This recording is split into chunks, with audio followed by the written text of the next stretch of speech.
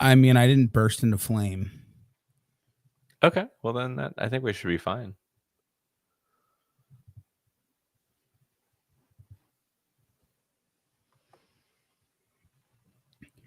Oh yeah, my computer is definitely throttling. That's what's happening. Okay, well at least we know. I mean, Let me see. I mean, you I might not be can't able do to shit hear it about it. because of. Hold on. Ready? Mm-hmm.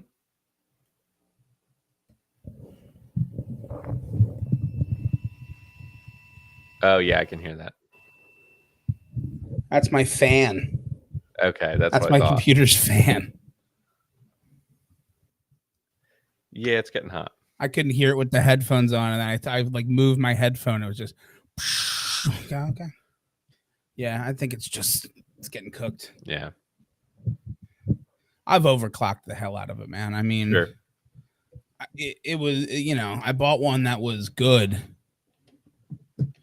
and then was like, hey, can you keep up with like a lot of design work? Yeah. A lot of photo and video editing and nonsense.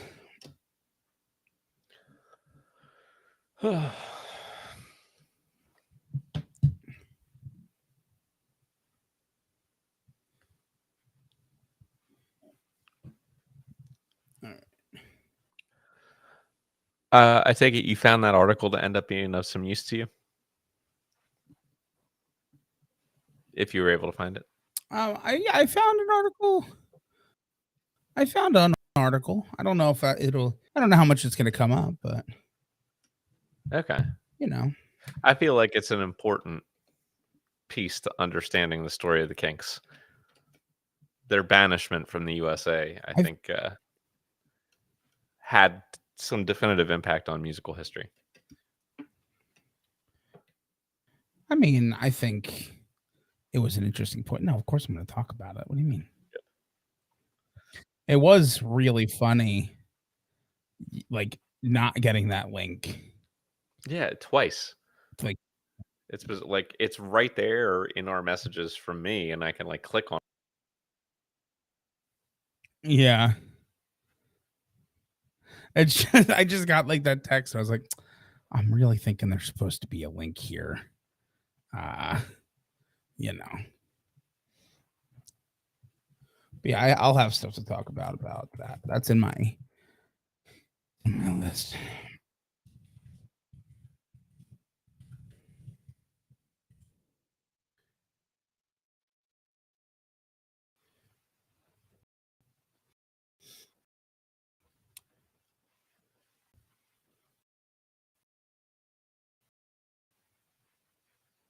All right, shot to oh.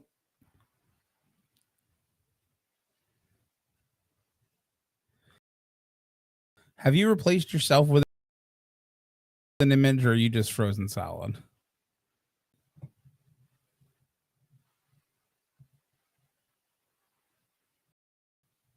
Oh, and he's gone.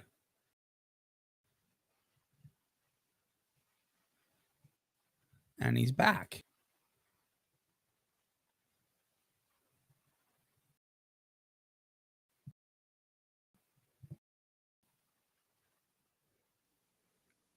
Oh, good, I'm in the show.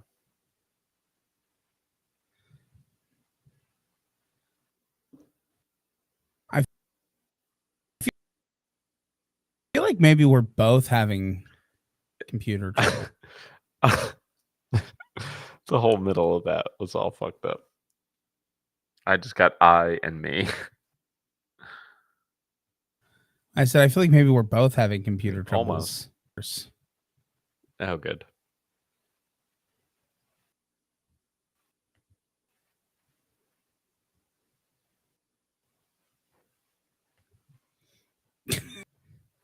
Hello. Oh man. Hello. This is Hello. rough. This is rough. Can you hear me? Yes, I can hear you. Perfect. Okay, well that was way after I said it.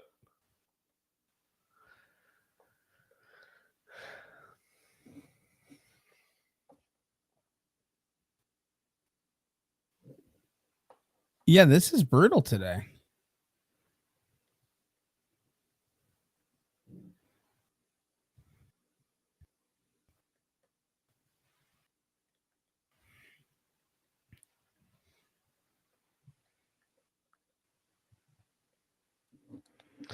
Well, fuck.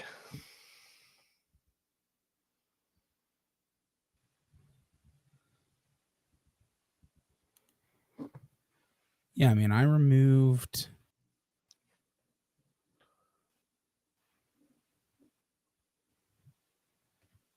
Can I just change this to that?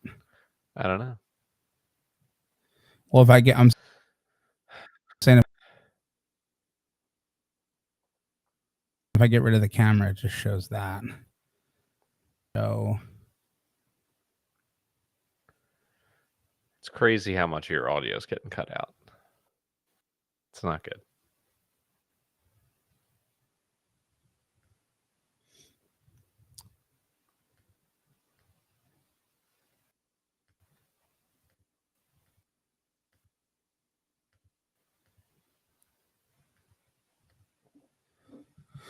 oh man.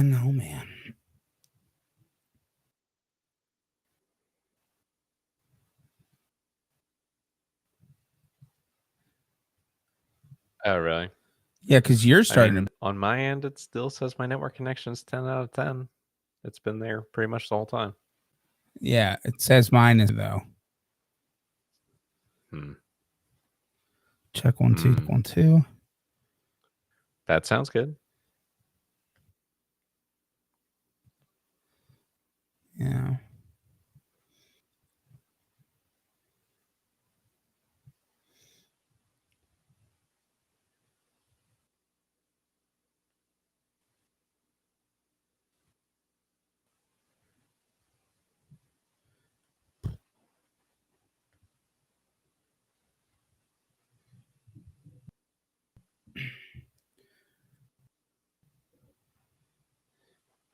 All right.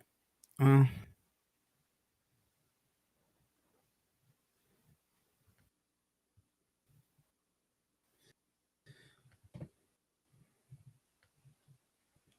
Joe.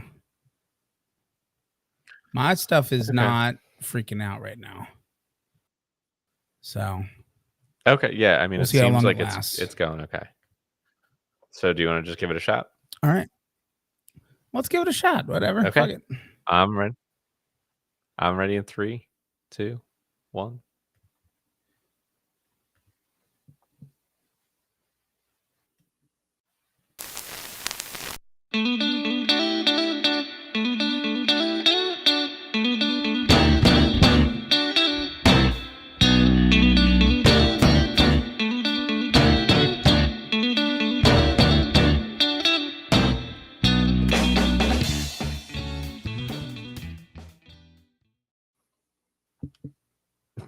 You look so excited to be here.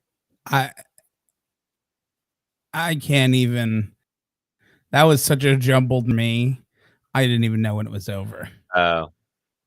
Whoa, you really got a podcast, and we call it TotemTalks, the podcast. Okay, there we go. Strong recovery. Thank you. It was a very abrupt ending for me to be ready to go. Yeah, no, I understand. For anyone hello, who's everybody. Yeah, welcome, Pat is having the worst welcome time to today. Welcome to the season 6 finale. My computer decided to go back in time and be from 1985 today. And that is the speed with which it's running. It sure is. I already let Nick listen to the fans that are just whirring very loudly in the background. Yes, clearly some type of overheating issue, but nothing I can do about it right now. So we're going to do our best to get something out of this. And hell, if we have to re-record this later, I did my best. Okay. Exactly. It'll warm into it. There are worse episodes to have to re-record. That's true. Yeah, it's an overheating issue, so we needed to warm up more. That makes sense. It's like warming up through the bruise. Yeah, that's perfect. But yeah, I mean, if you're part of our live studio audience, hello and welcome. You're getting a real good picture. I wasn't gonna try to make video happen when my computer killed the internet. Yeah, definitely the move. Yeah, so just a nice little still image of me, or am I just frozen and being a ventriloquist, not moving my mouth while I speak all these words? It is honestly a toss up for me at this point. I've heard it both ways. Yeah, and it's so funny because I'm hearing you react to everything I say about 3 but hey, seconds after listen, I I wrap said it. up our season 6 here. Yeah, there we go again. Yeah, it's the same for me. It's the same for me. Not good. Hey, you know what? We're doing it. I can tell you, I just had another thing pop up, which means that it's still my computer is still performing startup duties. Like another app that I normally have open on startup started up. Interesting. Is it so we're well over 25 minutes. Yeah. Okay. Yeah, I mean, it should. It should, as I'm more, wrapped up with my startup procedures. Okay. Who the hell knows at this point? I mean, this is because we might have to just cut the whole first 10 minutes of this. I think we're definitely cutting I think that's so far. Yeah, that's probably for the best. Let me quit out of this. Yeah, I mean, how do we feel? We're gonna have to restart. So, I mean, if all your things load and if that fully completes, like, are there any apps that normally open when you restart that haven't opened yet? I don't think so. Because maybe that was the thing. Maybe there was just so much bandwidth being used to run the startup procedures that nothing else could work, and maybe now we can actually do this. Yeah, I mean, I'm opening Task Manager now. Okay. Yeah, try to I'm open out Task anything. Manager, seeing.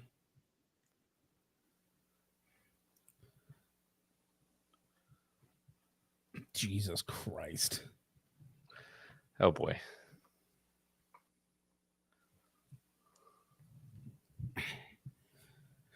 My computer is at 100% utilization. Nice. Which is not where you want it to be. Correct. Is there anything you can turn off that would... I'm looking now. Oh, it looks like it's slowing down. Okay. The CPU... Yeah, it's probably been at 100% utilization this whole time, which is why we're having these issues. So hopefully, if we can start to get that down to a more reasonable number. Yeah. Memory looks like it's evened out. It's using about half my RAM, which is honestly not bad. CPU all went down to 39%. Yeah, all Puka, no Nakua. My GPU is up to 60%, but that actually kind of makes sense. It is that it would be up that high. Okay. Wi-Fi, I don't know what it is, though, really honestly. spiked for me. Yeah, that's good, right? About a minute ago. I mean, you're responding to me faster. Okay, that's good, because I'm responding the moment I hear you. Yeah. And that is happening a little faster. Okay. If it really starts to improve, maybe you can put your video back on. Because I will say, with all of the delays and whatnot, not having you there to see when it's getting choppy and when you're, like your body language, it gets tougher to tell when I'm about to talk over you versus like if you're just getting ready to say something. I get that. I do get that as well. I'm trying to figure out. So Google Chrome has 35 things open, but that can't all be. I mean, I just restarted the computer. Yeah, 35 seems like too many. Yeah. Unless you just default your computer I have to 6 open. tabs open.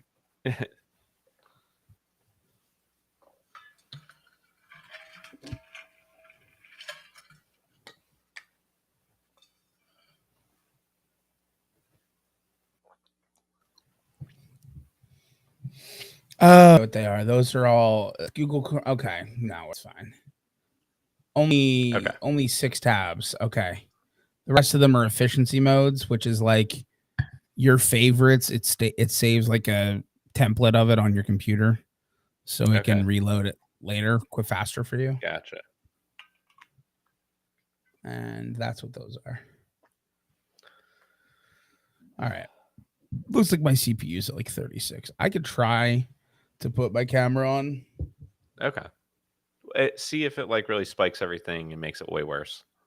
That's what we're gonna look at. There's a strong possibility that it does.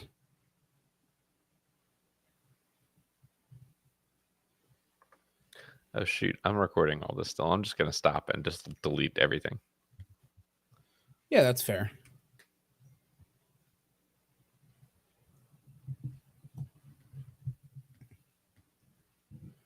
All right. What did that do to my stuff?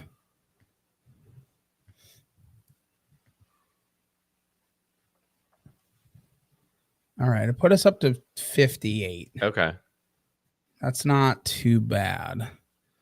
The question is, how bad does it look? I don't know. Let me move this.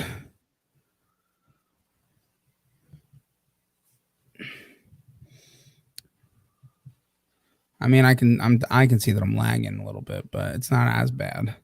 Yeah. No, it's not. And I'm back down to the 40s, so it calmed down. Okay. Very good. All right. See, we're fine. I guess I was startup stuff. I mean, dude, it should not take that long for startup stuff going on with the computer. Right. Fans a little quieter too. I probably could hit it with my little desktop fan to like cool it down.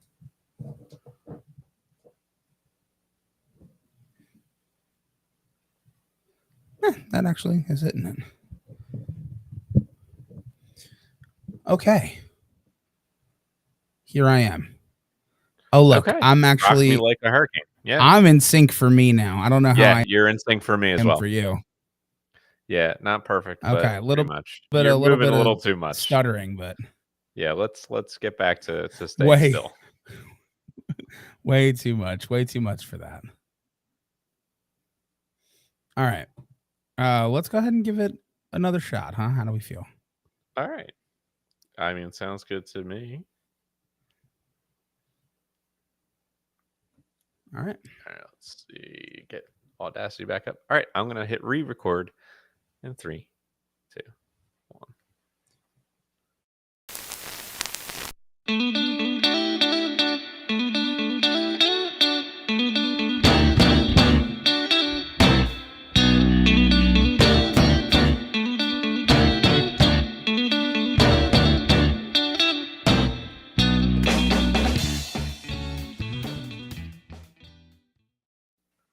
Got a Black Magic podcast.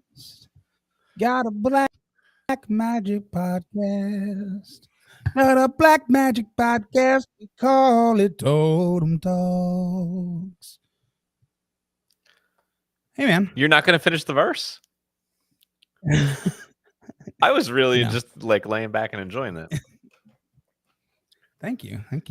So you can imagine my disappointment when you didn't finish the verse. I like to keep him guessing, man. You know what I said? I guess. I like to keep you guessing because this was our second intro and I picked a different That's true. song. You did pick a different song each time. Yeah. I wonder what you're going to do when for those of you who will. Yeah, for those of you who will never see the absolute cursed beginning of this, my computer decided to completely forget how to compute, and we were struggling through it for a minute. But it seems to be working a little better. Seems to be working a little better, which is all we can really hope for at the moment. Yeah.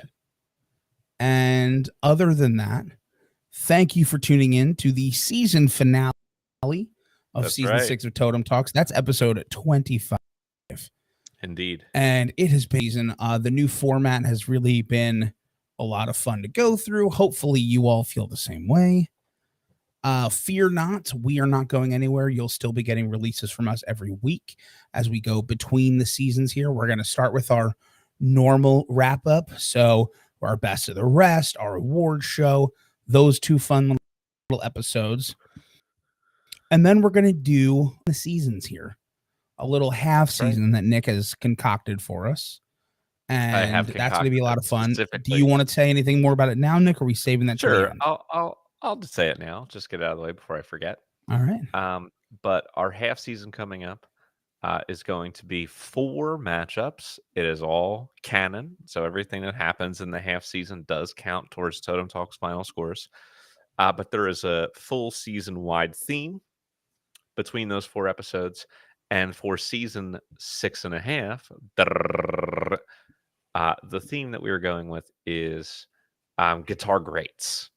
So every artist or group, I think almost everyone we chose was a solo artist, if not everyone. So all well known as, top of their skill guitarists, some greats from multiple different genres.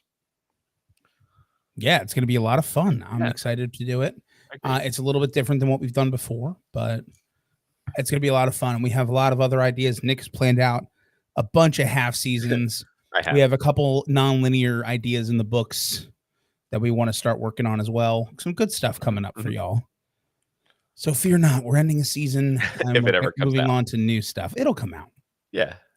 I have faith that our hosting issues will resolve.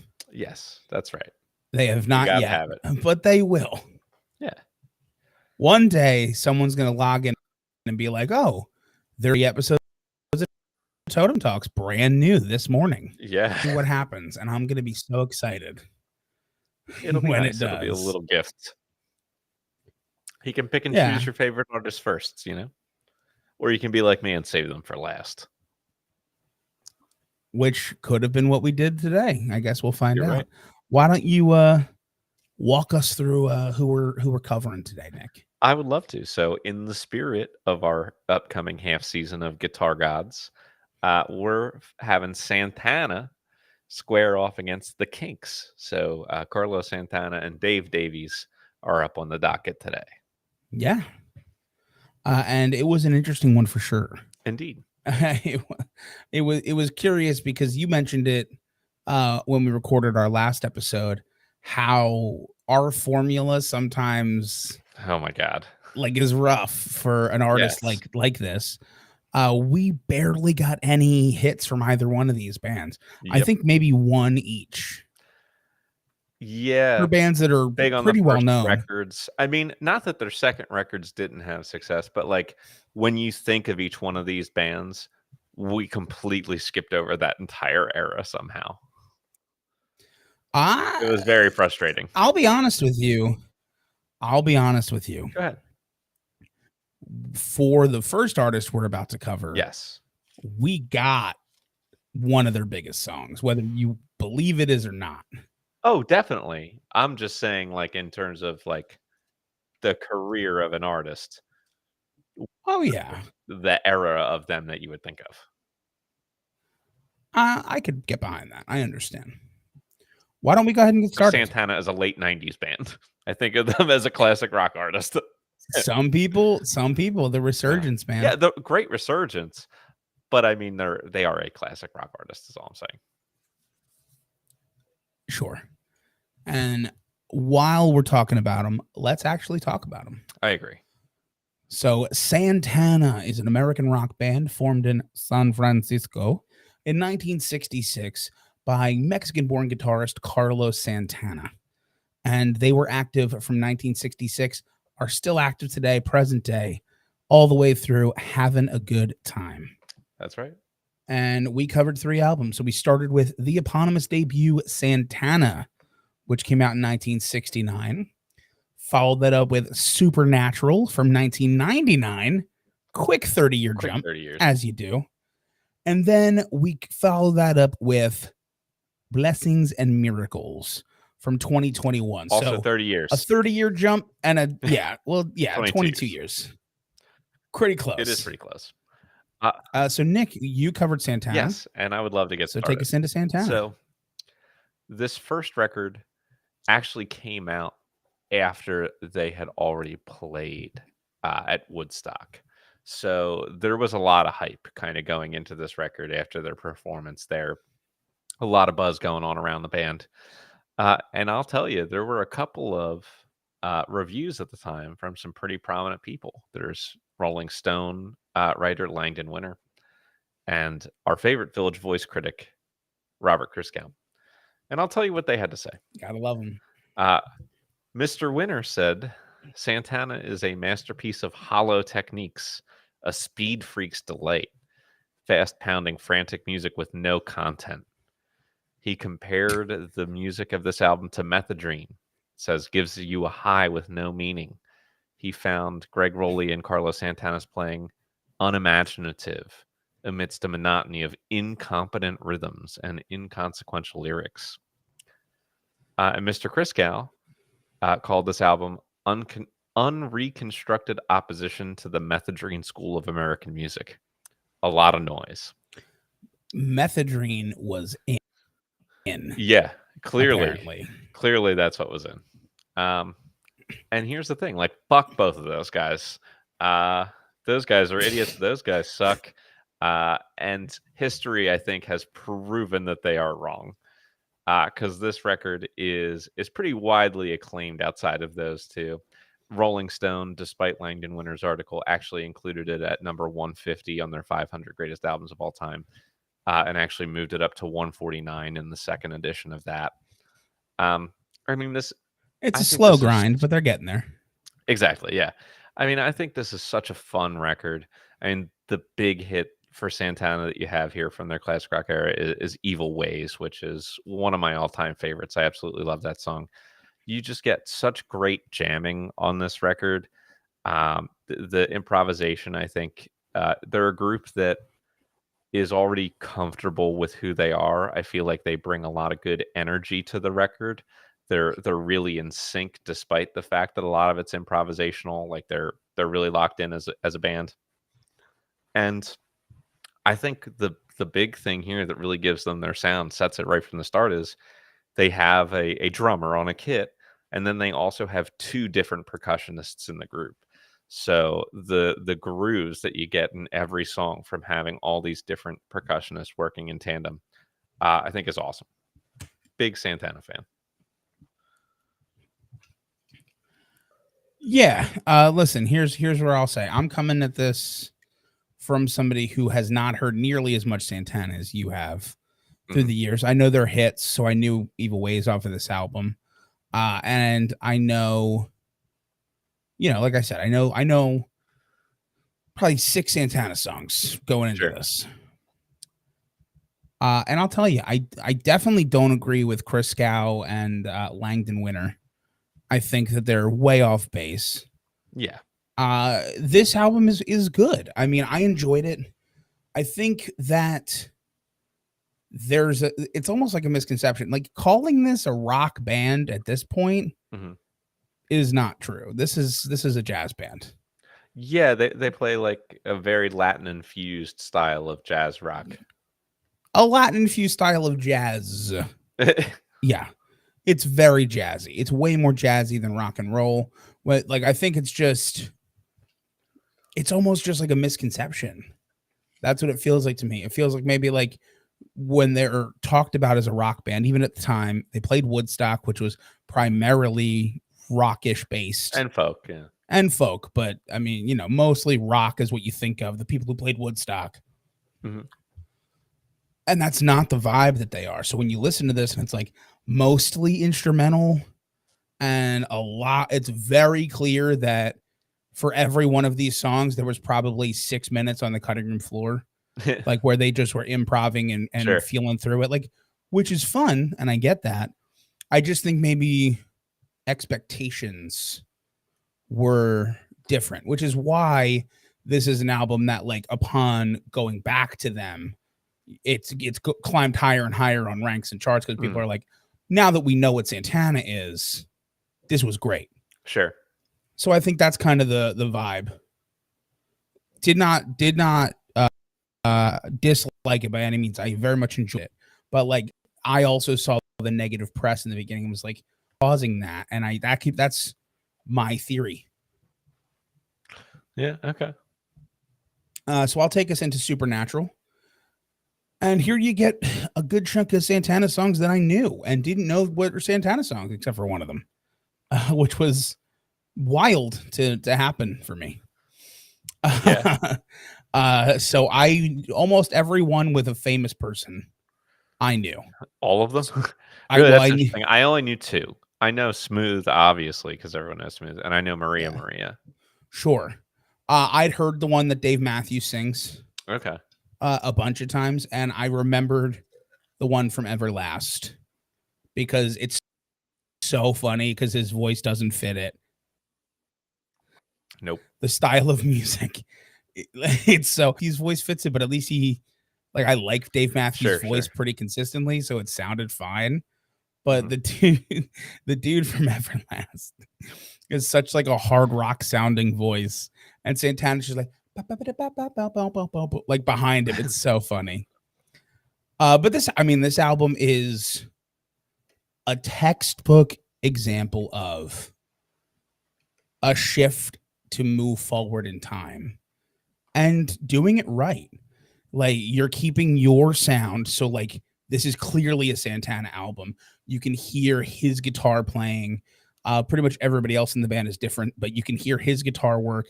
You can hear that same energy behind each song, but it's more modernized. It's moved forward in time to include other famous artists who are working with you. This is both from like a technical album standpoint, a very strong album, but also a clear music industry move forward to stay relevant. A brilliant album on both fronts. Yeah. So one thing that you didn't mention that I want to start out with, just to make sure we say it, is this is the best-selling album by a Hispanic artist ever. That is true. It sold over 30 million copies worldwide. Like you've already mentioned, like very much and I don't mean this in a cynical way, like it's a career move. They've made themselves relevant, I think, without necessarily sacrificing anything artistically. Yeah. And that's what's important, is if you can make yourself relevant and change without sacrificing anything from the artistic perspectives, then you've made a pretty good move, I think. And I liked a lot of it. I really enjoy a lot of the songs that I like the most are the Spanish tunes on these records. Like, strangely enough, I actually know more songs from his follow-up record, which was like much the same thing, Shaman, which has some of my favorite, like Aduma and Joyas Adios are like a couple of my absolute favorites of late Santana. But anyway, I think you still get consistently great tone and phrasing in the playing from Carlos. He has not gotten any worse. He's certainly gotten a lot better. Like I mean, he's really nailing everything musically. So not really anything to complain about on this record, even though it's not what I think of when I think of Santana, because I'm definitely Santana, Abraxas, Santana 2. I really like Amigos, Inner Secrets. Like that era of Santana is definitely more how I'll always associate and kind of go back and listen. But sure, this is still good. I have 2 things I forgot to say. Sure. One of them, piling off of your thing right there, which is what reminded me of it, is it's really unique and interesting for me that he manages to keep a sound where I instantly recognize that as Santana playing the guitar. Absolutely. through like 3 different genres on this album, because there's clear rock on this album, there's clear R&B on this album, and then the Latin influence throughout as well. Yep. But every part of it, he's putting his very signature guitar sound on. Totally. Two, just to kind of play devil's advocate here, if I had to pick like a negative about this album, like a little nitpicky thing, I think that this album, kind of based on what it's supposed to be, which is working with it's almost like a compilation album. It feels like, of working with a bunch of guest stars, which definitely leads to like, it's not very consistent in terms of like a storytelling album. Yeah, it's definitely not that. It's not that at all. No. And, you know, I like albums that kind of have a little bit more of a theme, even if it's just like, I wrote this album when I was in this place mentally. Sure. And I don't get any of that here. It feels like each song was written for, like, with an artist in mind. Yeah, and honestly, going into Blessings and Miracles, they've actually kind of done something similar here again. It seems like a lot of their work from the time of Supernatural. And I don't blame an artist for doing this. Like, at this point, you're like, I'm Santana.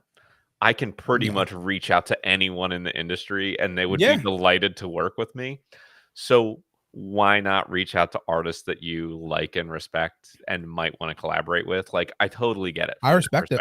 You know, like, that's great if that's what you're inspired to do. But I definitely found some of these guest spots on this album fascinating. Too particular for me. Yeah, like, Rob Thomas makes another appearance. But I heard Chris Stapleton start singing, and I was like, "Wait a minute, what?" I started beaming. I was like, "This is perfect." Yeah, I couldn't. That was super interesting to me. I was surprised there wasn't more back and forth guitar, because Stapleton's also phenomenal on the guitar. Well, I mean, I was highly critical of his leads when we listened to him before, so I'll stay out of that. Yeah, no, I get where you're coming from, but he has the ability and the talent. Yeah, sure. To play the guitar. Guitar, yes. His band, when he was in the guitar, his solo work. We're not getting into it. Okay. I thought it was really interesting that he did a song with Corey Glover, who we know as the lead singer of Living Colour. But my favorite song on the album, the song that I thought was like hauntingly beautiful, like really incredible, was his collaboration with Chick Corea.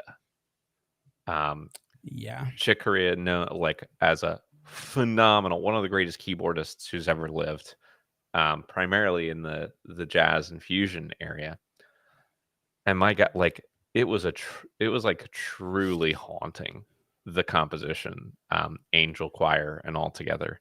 It was, I think, definitely the highlight of the album. Really cool. And not every one of these other songs hit. Like, for instance, they covered Whiter Shade of Pale with Steve Winwood. And I love Santana and I love Steve Winwood, but you ain't touching the original on that one. So, no. Sorry. But they took chances. Like, here's the thing. Stylistically, in terms of different genres, in terms of different people to collaborate with, this album took a lot of chances, and I didn't love what happened with every chance that they took, but I respected them for continuing to take chances and trying to break new ground. Sure. And yeah, I'll say that this was probably top to bottom, maybe the weakest of the 3. Just based on how good the first 2 were for what they did. I think this one doesn't quite handle that same thing. It's interesting you mentioned because I was going to talk about the Chick Corea collab, because this had to be recorded featuring Chick Corea and Gail Moran. This has to be like right before Chick Corea passed away. It must have been, yeah. Because this was recorded in 2021. Chick Corea passed away in February of 2021. Yep. And this album didn't come out until October. So, yeah. I mean, this could be close to the last recording he was on. Get. Yeah. Which I thought was interesting. And you're not kidding. Very well done. I think that it's more of the same from the second album, with trying to have maybe less immediately relevant artists. Like I think the one from 99 Supernatural, those artists were really big at the time. Yeah, definitely. And so I mean, like Matchbox 20 was jumping on the scene in 99. Then you have like Lauryn Hill. And you had like a bunch of collaborations where they were all super relevant. And I think this is more, maybe not everybody who's super relevant. Like Rob Thomas, again, less relevant in 2021. Yeah, for sure. I think the most relevant person on here would probably be Chris Stapleton. Honestly, he was kind of really blowing up on the scene around then and still is really. So I think it does a lot of things right. The Santana sound is consistent as always, but you definitely lose a little bit of maybe the soul of the songs at this point. Right. Unfortunate, but true. But it is what it is. It's still like, I'll tell you realistically, I would listen to it again. Sure. Yeah, I would too. It's a good album. And for me, that's a good compliment because if I don't like an album, I will not listen to it again. Sure. Understandable. All right. So I get to talk about Santana now. Yeah. Tell us some facts. So I'm going to start. I'm going to start out with the 6 Degrees because we've been talking a little bit about Woodstock all the way through, obviously. And of all the different people he's had featured, I didn't want to just go with that. But Santana, of course, famously played at Woodstock. But what you may not know is they actually had to delay when they were going on. They were not ready. Some reports say that their gear hadn't arrived yet. Other reports are that like Santana himself like wasn't ready and was freaking out because he was tripping on LSD. But to take over their slot, Country Joe came up and played a set. And we covered him all the way back in season 1, episode 5. I was curious what you were going to say there because there was obviously the Chris Stapleton connection. I saw that on the second album. I think Eagle Eye Cherry made an appearance. Correct. Yeah. So I was like, oh, there's a couple places you could go. Yeah, there definitely were. And I decided to go with the Woodstock thing. Also, very interesting, Santana himself, he was hallucinating so badly during his performance that he did report that his guitar like turned into a snake in his hands. And he was like freaking out about that the whole time. We were literally just watching a video of their Woodstock performance, so you wouldn't have known. But here's what I want to be very clear. You hear rock stars tell the stories of their like drug induced days, and like that sounds like a cool story. Don't do drugs like that. like please, people, like that's a lot. Don't start dropping acid and then go like, don't do that. Like, listen, if you're an adult, I can't tell you what to do. If you're not an adult, don't do drugs. Fair enough. I'm telling you that. I'll tell you that. If you're an adult, I can't like tell you what to do. But like, be careful with your lives, people. Be careful. I mean, Jesus, that's a wild story. And it was the 60s. So of course, that's what they did in the 60s. Yeah. But... So anyway, here's what's unique about Santana.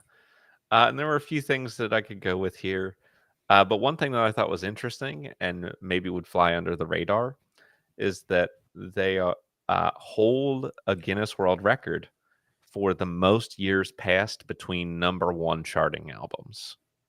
Interesting. So, between Santana 3 and Supernatural, 28 years passed. So 28 years between #1 hit records. Well, like we mentioned, the absolute resurgence. Yeah, exactly. The highlight of their career, I could have gone with the fact that they're, of course, in the Rock and Roll Hall of Fame. I could have gone with the fact that they are the highest selling Latin artist of all time. Santana is. Just like Supernatural is the highest selling record by a Latin artist. But I decided to go with the 2000 Grammys because that was the night that they won 8 Grammys and tied the record for the most Grammys ever won in one single Grammys. So it certainly seems like a good highlight to me. Exactly. That's quite the accomplishment. Their low light. So they put out a record in 1985 called Beyond Appearances. And it was their first album not to certify at least gold. And there was like a lot of, I guess, difficulty with that record, having a hard time feeling where they were going and what they were doing. And the band's longest hiatus from recording of 7 years took place afterwards because they were so unhappy with what had happened with that record. Sure. So, I mean, if you're 16 years after your first record and you're like, oh no, this is our first record that didn't go gold, you've probably had a pretty good career. Yeah, it's hard to be like, oh, sorry, here, wipe your tears with that money. Go ahead. Yeah, exactly. But as far as the meanest and nicest things, it seems like Carlos Santana is a pretty nice guy. In fact, he has done a ton of charity work. So he founded a charity called the Milagro Charity for healthcare and education in underprivileged countries for children worldwide. He has been active with the Amandla AIDS Fund. He's been active with the charity Little Kids Rock, which provides classes and instruments for kids interested in music who are underprivileged and couldn't afford those things. And he's supported, from what I could find, like at least 20 other different charities over the course of his career.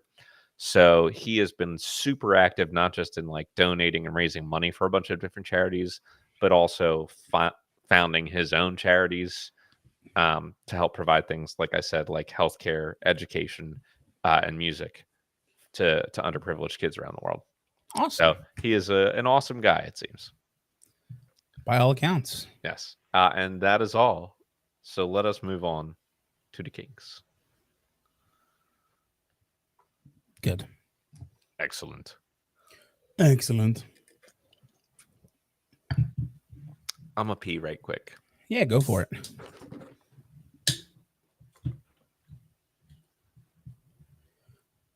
Oh man, hopefully you guys are enjoying the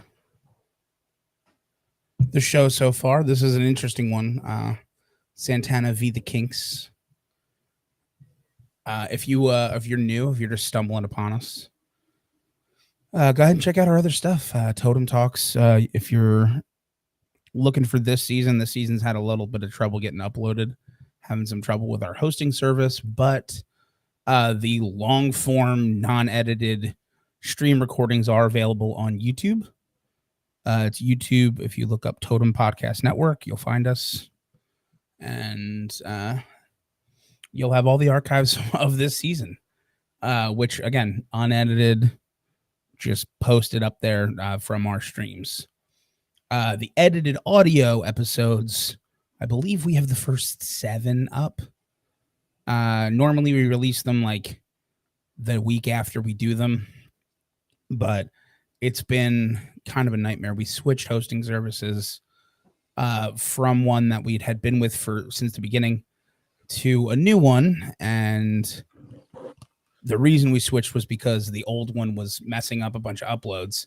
And then it turns out, for anybody who doesn't know, you need like an RSS feed link to upload episodes.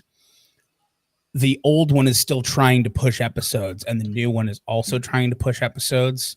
And so nothing's getting uploaded. And the new one's like, there's nothing we can do. We're the one who needs to push it. And the old one keeps saying like, oh yeah, we'll take care of that. And then nothing happens. But that's where you can find us. That's where you can find the first 7 or 8 episodes uploaded audio. However many. And all of the video non-edited. Speaking of the first 7 or 8 episodes, before we get back into this, yeah, have you been watching Ahsoka? I am 2 episodes behind. I also just finished, I think, episode 6. Okay, but because I only watch it when I'm on when I'm running on the treadmill. I have watched it. It is. Okay. I very much enjoy it. Yeah, I enjoy Rosario Dawson as Ahsoka. Yeah, it was nice to see Hayden. Yeah, I see. My favorite thing about these episodes, and like these new series, the TV stuff. Say what you will about the movies and the new trilogy and all that other stuff. The redemption that these characters keep getting. Like, I think Obi-Wan got, like, Ewan McGregor got a ton of redemption as Obi-Wan, even though people loved his Obi-Wan, like getting to see that story continue on and him nail it again. Yeah. And that was the beginning of the Hayden redemption arc. Right. I mean, I don't think that the problems with the prequels was ever Hayden Christensen as an actor necessarily. I mean, he was given absolute garbage to work with. Well, so that's what, and you know, I'm really glad to have seen this. A couple people have come out like after this, after these, and like publicly said like we all owe Hayden Christensen an apology, and we all owe Jake Lloyd an apology, the young Anakin. Oh yeah. I mean, like literally, like negative press for his performance as Anakin Skywalker, like derailed him. Yeah. And like his like life is different now because of it. Like, and then I think they did redeem the guy who played Jar Jar. He was on an episode or a couple episodes of one of them to like kind of be like back in the Star Wars universe. But like, hey, we could discuss more. We won't. Yeah, right. I mean, it's toxic fan bases are a problem. Whether the quality is there or not, like you should never be threatening or like besmirching like people who actually go in and earnestly do their job. I know. Like there's one thing for us saying like that was not a great performance versus being like he should never act again and he should really like why? I know. People suck. They do. All right, are you ready? Oh, I'm ready. All right. 3, 2, 1, go. The Kinks were an English rock band formed in Muswell Hill, North London in 1963 by the brothers Ray and Dave Davies, and they were active from 1963 to 1996. God, they love each other so much. They're the best of bros. Yeah, we'll get there. We'll talk about, you know, I have my unique and all that that stuff. So we started with the eponymous debut. I mean, they left off but it's Kinks. Exactly. Kinks, which came out in 1964. We followed that up with Low Budget from 1979. And then we closed things out with Phobia, which came out in 1993. Yes, we did. Those were the albums. And my friend, get to go first. Yeah, I'll get started with this. So this album was both exactly what I expected and interesting at the same time. You really got me on this album, and it sounds like a lot of the rest of the album with that like rhythm and blues rock and roll sound. Mm-hmm. But there's enough that's not that was interesting, and it mostly boils down to some of this is obviously covers. This came out in the early 60s. Sure. Yeah, 100%. So, and a lot of multiple Chuck Berry covers. Right. Which was interesting to hear. And I'll be honest with you, it's exactly what I expected in terms of the quality of the album. It's a little bit sloppy. Mm-hmm. It's a little bit all over the place, but it's very clear that there's talent there. And it sounds good when it's tight. Mm-hmm. Like it's an album that has a little bit of tightness and a little bit of looseness at times. And it's kind of, you know what it reminds me of? Not in terms of level of quality, but in terms of a band that I know tightens it up. Mm-hmm. Nirvana's first album. Oh, okay. Where it was like, there's moments of it when it hits, mm-hmm. it hits. Yeah. And sometimes it's everywhere. Sure. That vibe. That's kind of what I got from this. So, I mean, here's the thing with this record. And I think that you get sort of a tale of two records, but sort of not. So I enjoyed it all the way through. I definitely, it is definitely a product of its era. It's 1964. The Kinks at this time are kind of exploding onto the scene as like the competitor to the Beatles, as like the big as everyone British invasion group, yeah. you know? But the Kinks were like one of the ones who was actually in the running for being that, you know? Yeah. And the covers are all good. The covers are all well done.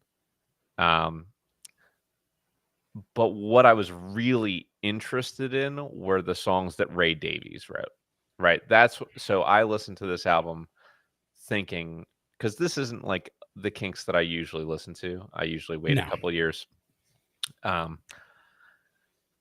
I really think there was a noticeable difference between the songs that Davies was writing versus the songs that were covers. And I mean that in a very positive way. I think the Davies tracks had better use of vocal harmony. I think the Davies tracks spawned a lot more. I shouldn't say spawned. They spanned much more in terms of genre.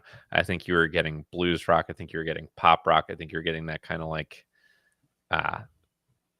British pop sound of the time. Sure. But you're also getting sort of like what would later be seen and recognized as like proto punk, like just the very first seeds being sown of what might become the punk movement in some of these songs, especially a song like You Really Got Me. Oh, yeah. Which is also super notable in and of itself for the use of distortion and how that was achieved, and like the importance of that particular guitar tone for the future, what would happen to music going forward, I think can't be understated.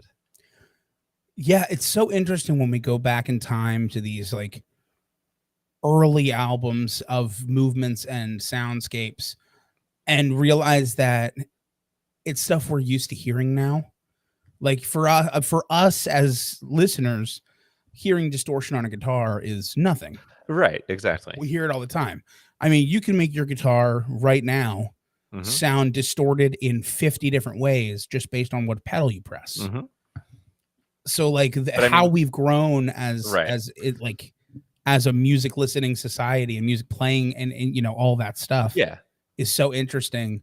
But it's important to go back and talk about like, well, this is the person, this is the people who did it first. 100%. And that's the thing, like, because the way that Dave Davies gets this sound is he goes in like with a razor blade to the speaker and his amplifier, and he is like literally cutting up this stuff and distort and making it like, distort. Yeah.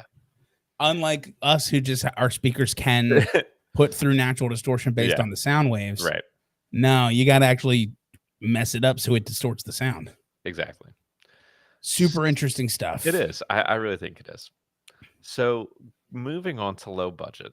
So this is also like a super interesting choice for me because I'm going to be honest with you. Like when I think of the Kinks, when I listen to the Kinks, because I really like them, I think of something else. I think of Village Green Preservation Society. I think of Arthur. I think of Lola versus the Power Man and the Money Go Round.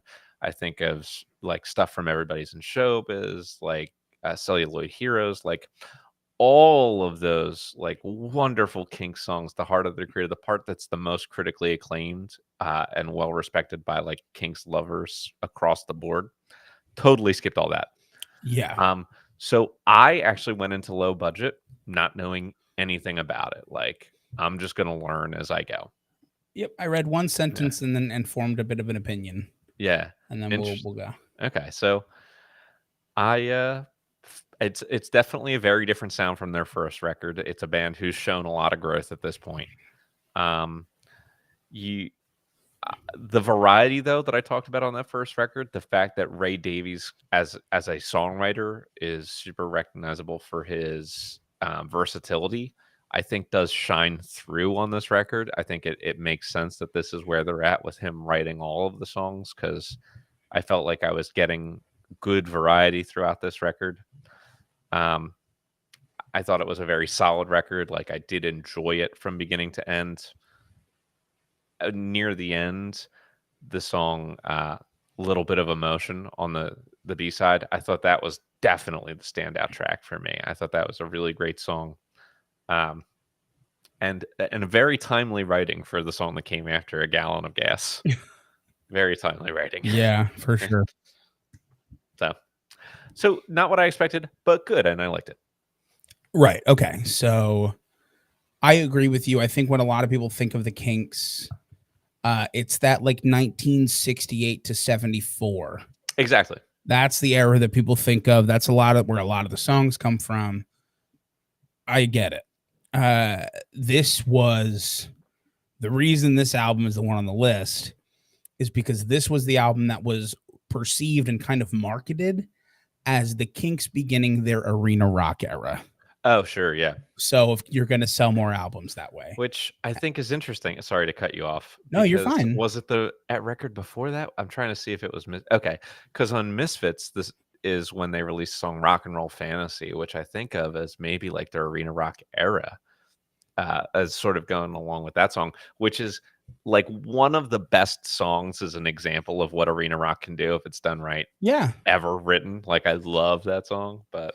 So yeah, and so that album probably was the beginning, the true beginning of it. Sure. And then here's the publication of it. Yeah, that could be leaning into the skid a little bit. And listen, for arena rock, it's done well. You lose a little bit of that like proto punk sound. You're no longer in like the Britpop scene, really. Yeah, it's not. It doesn't have that like English folksiness to it that a lot of the other stuff does. It's good. I'll say it's good. For me, again, it's not that I expected more. That's not even what I mean, but like I guess that they're suffering a little bit for me because having known the hits like that have endured, I'm looking for songs of a similar quality to me. Sure. And I feel like I'm not getting them. So I feel like they're just not holding up to their own best.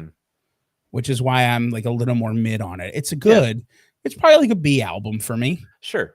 Nothing wrong with it. It's just when I know where you can go, when I hear the good, the real good, I would hope that something on one of your albums hits that level for me.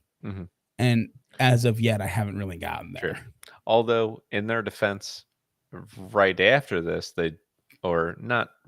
maybe 2 albums afterwards in the 80s, they do come back with Come Dancin' and like come back in a pretty big way, which of their late work, it's got to be the best song. I mean, certainly the most recognizable.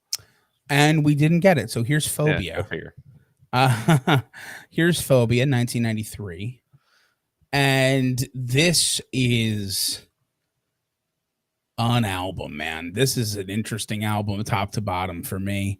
This is another slight departure from the other 2 sounds we've heard from them. Yep. More hard rockish. Absolutely no callbacks to the original sound of the Kinks at all. And it is freaky to hear. I will say it's not done poorly, but it almost feels like you're walking around in shoes that just don't fit you. And like you can pull off the shoes, like they go well with your outfit, I guess, but they're not your shoes. And like people who know those aren't your shoes. Like Nick, you don't pull off the crocodile skin loafers, man. Damn. They're not your shoes. And that's just what I feel like. It just feels like a group that's like, cool, like you're doing fine, but why are you doing it? What is this? What are you doing here? Is kind of the vibe I'm getting. It gets a little weird at times. Some of the songs are just a little too much for me as well. And for like what I want the Kinks to be, I didn't get it at all. Like for Santana, we didn't get the hits, but we got the Santana sound. The sound that you know and love from Santana. For the Kinks, we definitely didn't, and on any of these albums, really, which is a little unfortunate. I think this album is probably, if I gave the last one a B, this is probably a C. I almost said plus. I won't say plus. It's a C. Okay, and it's way too long. I agree. It's too long, but I'm gonna say like the most positive version of what you just said. Sure. So I thought I was surprised at how solid it was for the last album of a classic rock era artist, because there can be fall off that's like significant and painful to listen to, this was still a listenable album all the way through, no problem. Not bad in any way. I think Ray mostly sounds the same vocally. There hasn't really been much of a change in his voice. And I think the positive that you have here is like Ray Davies as a songwriter continues to, try out different things, Yeah. to use different genres of rock. And I think that there is like a kinksness to what they do, even if it's not exactly like you said, their pair of shoes. It Yeah. seems like a band that is pretty much able to, because of how adept I think Ray Davies is as a songwriter, to try on any pair of shoes. And even if they don't quite look right on them, they, as the artist, can step into those shoes and walk around in them and feel comfortable and feel like they're able to take that walk. Yeah. But you might just look at it as an outsider and say, like, nah, I don't think those are for you. Maybe try a different pair, if that makes sense. I get it. You know what I mean? So, like, I want to praise them for what I think is like continuously trying to change and grow, and never stagnate in any way. But maybe not every time do they come out with their best work. Understood. And I can respect that opinion. I understand it for sure. It is a more positive way of saying what I was saying, I guess. And I guess we'll listen to some facts. Yes, I'd love to. So I'll start with my unique thing. We've had a lot of maybe not a lot, but we've had a number of bands that have siblings in it. Of course. So we've covered a few. We covered Van Halen. We covered Oasis, and this, unlike a lot of the other bands, is siblings who really like each other and really love and support each other. No, actually, that's not true. Van Halen, though, is pretty true. Yeah, for Van Halen. But this is much the more Kinks the are in the Oasis school. They do not like each other at all. Could be because they were seventh and eighth of their own children, so they're seventh and eighth in the line of siblings, and they're the only boys. Oh, no kidding. 6 older sisters. Fascinating. And then Ray and Dave. So that was not my unique thing. I'm actually going to wait on my unique thing. Oh, all right. And I'm going to go into highlight and low light, and then I'll go back up to unique. So the highlight for this band, easy choice for me, would be the Rock and Roll Hall of Fame in 1990. A great moment, well-deserved. And early on. I think, in fact, when you see an artist get in within the first 4 or 5 years of the existence of the hall, you know that means a lot about their early influence. For sure. I would completely agree with you on that. The other thing is they do have 2 albums that are in the Rolling Stones 500 Greatest Albums of All Time. So at the time of this recording, they have the Village Green Preservation Society at 384. And can I guess what the other one is? Yeah. Is it Something Else by the Kinks? It is Something Else by the Kinks, and it's 478. Excellent. So those are some highlights for them. The low light is in later 1965. They embarked on their U.S. tour.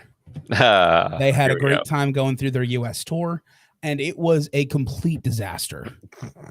So their touring manager quit midway through. The bookings that they had were completely erratic. There was a huge amount of conflict internally within the band. And along the way, somehow they really pissed off the American Music Union, the Musicians Union.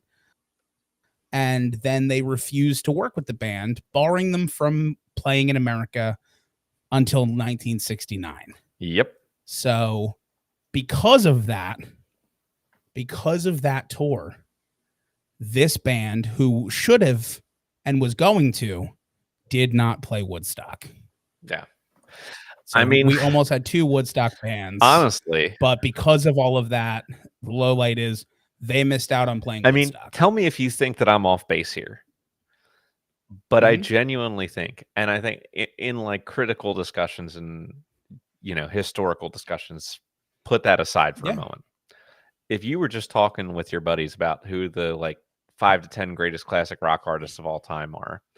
If it hadn't been for this band from the United States, I think people would pretty much be saying the Kinks in the same breath that they say the Beatles, Led Zeppelin, Pink Floyd, Queen, like the other, like they were looking to develop in that way. And they had a lot of the songs and a lot of the growth as artists to do that. Yeah, unfortunately, some inner turmoil really kept them from that. And all that stuff. I mean, they basically argued enough that their touring manager quit. Like, she just couldn't do it. She's like, I'm done. I'm out. Figure it out. And like, from all reports, after that, it was a miracle they made it to any other gigs. Yeah. So now I'm going to go to the unique thing, because it's based on the US tour. Of course. So during the US tour, they had a show in Springfield, Illinois. No one else ever played there before. It was no, but it was, it was very publicized. The Kinks were big at the time. And like we had mentioned before, we're trying to grow even bigger. Mm-hmm. So they had somebody promoting for them. And he promoted for them all over Illinois and really helped pump up the sales for this leg of the tour. And you may have heard of him before. It was John Wayne Gacy, who would later be executed for 33 murders. What? Because he was a serial killer. What? Yeah. Oh my God. How have I never heard this? Yeah. John Wayne Gacy was a promoter for the Kinks. So Dave Davies goes out on an interview and said, he threw us a party and I felt like he was a really nice guy, which shows how good of a judge of character I was. So that was a unique thing. I've never heard of a serial killer promoting another band's tour. That's incredible. Yeah, just had to go ahead and throw that out there. Okay. Well, thank you. I thought you might enjoy that one. All right. So meanest and nicest. The meanest is, again, the year 1965 could be considered a real low light for this band in general. In earlier 1965, their UK tour, which they were on before the US tour, took a real tumultuous turn, again, due to internal tensions in the band, mostly between the brothers Davies and then Dave Davies and the drummer, I believe, were also at odds. So it all came to like a head during their performance at ABC Cinema in Cardiff on June 14th. So basically, Dave Davies vented his frustration at like a previous altercation the night before by kicking over Mick Avery's drum set. And then Avery knocked Dave Davies on the head with the hi-hat stand, knocking him out cold on the stage. Because a hi-hat stand is a big piece of metal. Then they basically halted that whole concert. They were forced to exit the stage at the time, and then they canceled all of their remaining UK tour dates. They had to return to London and all that stuff. Yikes. Pretty mean thing. A physical fight on stage resulting in one of you being knocked unconscious and then having to cancel the rest of your UK tour. And then what happened afterwards in the US tour as well. Pretty mean stuff all around. We'll get into some nice stuff now, just to bring us back up a little bit. So Ray Davies has been very active post Kinks career in the like music scene. And so he has led a bunch of seminars for aspiring songwriters through the Avron Foundation and through England's Avron Foundation all the way since the 1980s. And he's been very active in that up until the point where he was knighted in 2017 for his service to the arts, which is partly, obviously, the Kinks and what they have done, and partly because of his personal contribution post Kinks career. Pretty good stuff from him. Definitely. And then we got some 6 degrees, and as usual, I have 2. So The first one is Ray Davies, again, was married. Well, not. I'm sorry, was not married, but was together and has a child with Chrissy Hynde of the Correct. Pretenders. So that's a quick Mhm. 6 degrees there. And then another Ray Davies thing, asked by Mojo Magazine what his all-time favorite album was. Ray Davies immediately answered Otis Blue by Otis Redding. Okay. He had the perfect backing group, and he filled all the gaps between Southern gospel, pop music, and the Beatles. I respect that choice. Yeah. I do as well. It's a great album. We loved Otis when we covered him, and just wanted to bring him back up. Excellent. All right. Well, it's time to get to grading then. Yes. And I think we're going to have some good scores to start. Cultural impact is big. I think it's big for both groups. I mean, I'll start with Santana because we did that first. I mean, we're looking at a group that's, of course, in the Rock and Roll Hall of Fame. We're looking at the highest selling Latin American artist of all time. We're looking at well over 100 million albums sold, 10 Grammys, 3 Latin Grammys. The artist that was listed at number 90 on Rolling Stone's 100 Greatest Artists of All Time. So that. Yeah. I mean, that's. What do you say? I mean, the influence that they've had. I mean, I'm looking around a 9. Right. Well, they are also. I mean, there's also the Woodstock points. Well, that'll be an X factor, which will be an X factor. But I just want to bring it up. There is, the Rock and Roll Hall of Fame floor. Of course. A number of large hits throughout their career, sustained sales, sustained success, household name. I think in the 9s is pretty comfortable for me. Yeah, definitely. It's just where in the 9s do you want to go? And I'm flexible. I'm not like in the high 9s, but I am flexible between 9 and 9. I would agree. Yeah, I would agree they're not in the high 9s. I think there's just enough keeping them out of, just based on the competition around them. But I think having them at like a 9.3, I think that's totally fair, is a really good spot. And then look, I mean, I think we're not going low when we get to the Kinks. We may not hit that same level, but you are looking at a Rock and Roll Hall of Fame artist. You are looking at a group that had 22 top 40 hits in the UK, 11 in the US, that was ranked 64th on Rolling Stone's Greatest Artists of All Time list.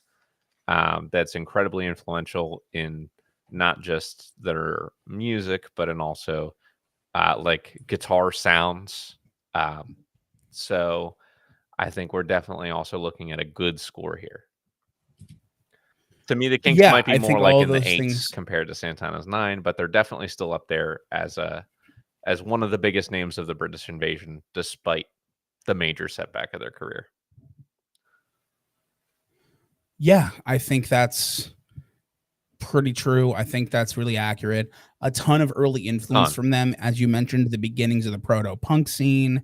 They've influenced a lot of artists post the Kinks. So they do have that similar legacy to them that Santana has. Maybe slightly fewer accolades. Sure. Some points to bring up in terms of their legacy. I want to mention that Brian May of Queen credited the Kinks with planting what he said, quote, the seed that grew into riff-based music. No, I totally get that too. Which is almost exclusively what you hear in current rock. I mean, I think that's actually I hadn't considered that. And that coming from Brian May, I mean, but if you do think about it, like riff-based versus chord strumming, like there is definitely some significant stuff to be said for the Kinks there. And some people that have directly classified the Kinks as a personal influence to them, The Clash, Blondie, Van Halen, and Oasis, Blur, Pulp, mostly all acts that are above the average in their cultural impact in and of themselves. And I think a lot of that speaks to like it's punk, it's new wave, it's like hard rock, heavy metal, it's Britpop. All of those vastly different genres are being credited to a group like the Kinks, which I think is huge. I mean, like I'm in the higher rates. But if you're somewhere else, I mean, I think the higher 8s is a good spot for them because I think they're getting a lot of legacy points and they're getting a lot of influence points. They're in the Rock and Roll Hall of Fame, but the difference I think comes down to real sustained household name sales and success. And I think that's where Santana gets the slight edge on them. I mean, if they didn't get banned from the US, this could easily be a group that ends up in the higher nines with all this other stuff going on. Yeah, with all the other stuff. I mean, I would argue that this is a group that's more influential to what they did than Santana is to what they did. Just pound for pound influence, but all the other stuff combined gives Santana that edge. But I think this is probably, I would give them an 8-9. I'm doing that. I'm typing it in. So, breadth of work. Let's see. How many Santana albums were there? Do you know? I don't have Santana. I don't have it up at all. I know. Because I only so many tabs work at the same time. I'm always worried. But I'll get it. Santana's discography, 26 studio albums. Okay, so they are going to go ahead and start with a 6.4. They have over 100 million in sales. They're going to at least a 7.4, if not a little bit more than that. I think it should probably be a little bit more than that. I mean, 100 million in sales. Here's the thing that I like about Santana. At least 100 million, if not more. At least 100 million in sales, but you said 26 albums. Let's see. Only 8 of them did not certify in some way. And most of that is their late career stuff. I mean, if you look the start of their career, double platinum, starting with 5 times platinum, double platinum, platinum, gold. They had from 1985 to 1992, 85 to 92 where they weren't charting. Then Supernatural comes out, sells 30 million copies. Since then, double platinum after that, then gold after that. And that's not counting all the other country certifications. That's only counting the US. Yeah, so great stuff, great sustained success. I think we could easily go up from like to start at like a 7.6 or 7.7. Yeah, and that's fine. I'm going to start at a 7.7. Sure. And then I'm going to give them 0.4. It's an art. Santana is one of my favorite artists. They're an artist I would consider giving a 0.5, but I think there are enough lulls in their career that aren't as strong to me as Santana's 1 and 3, as strong as Abraxas and Amigos and Moonflower and Inner Secrets and all that stuff. So I'm going to give him a 0.4, which is almost the highest honor I can bestow.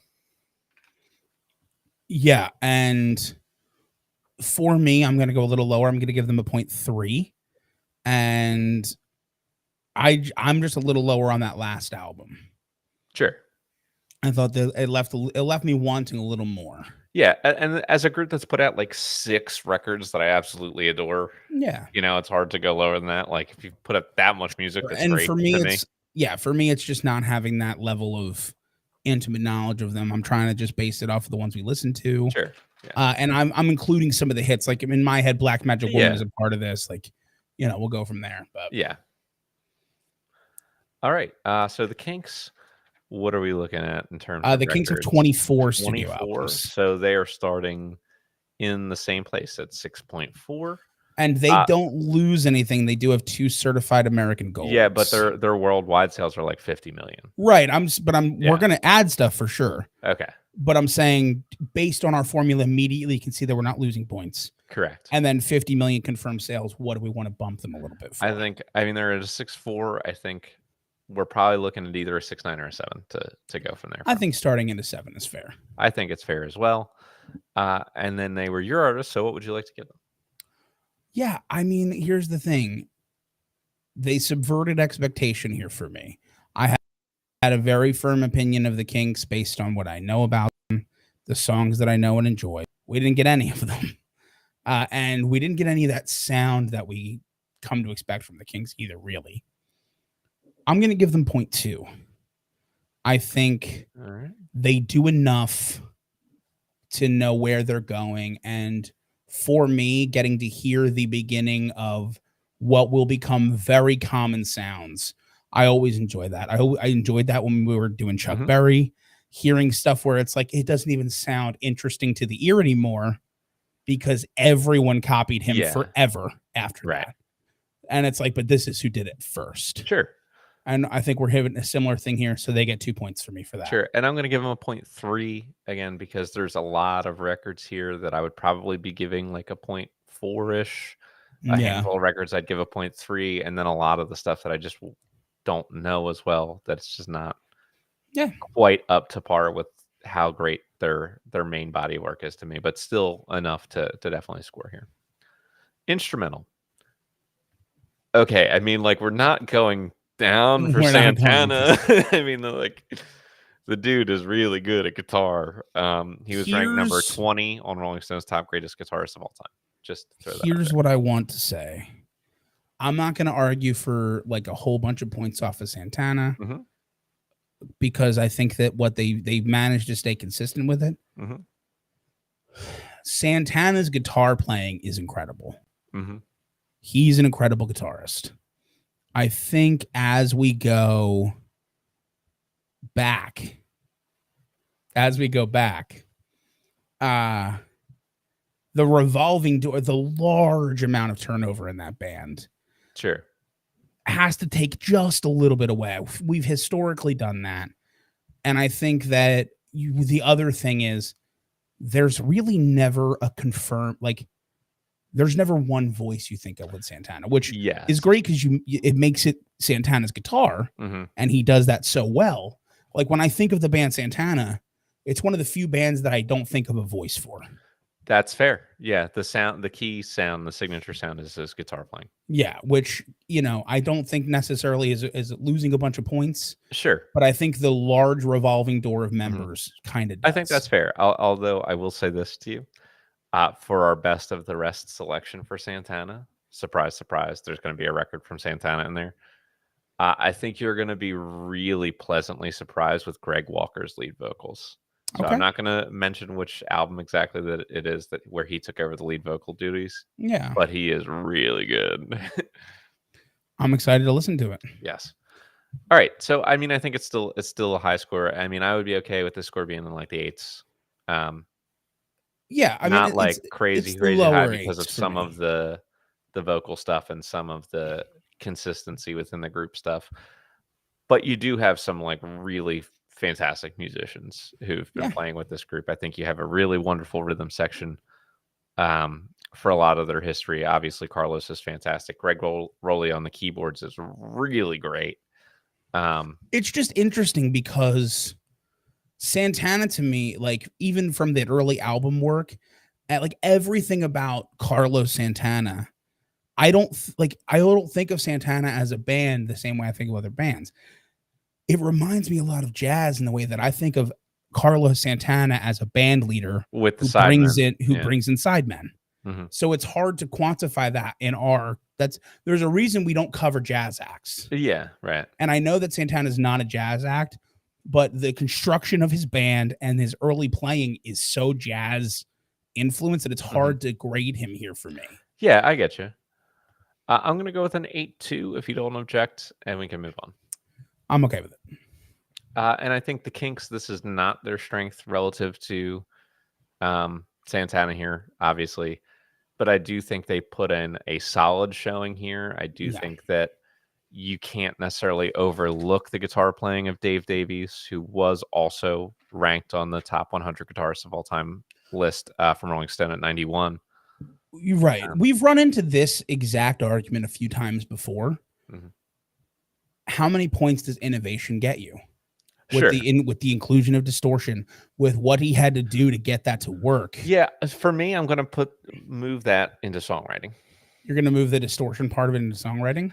Because it's a tone. It's the way you're painting the way that the overall track is going to sound, as opposed to like, it's not like the distortion changed the chords and riffs that he was playing to make them more difficult or like impressive.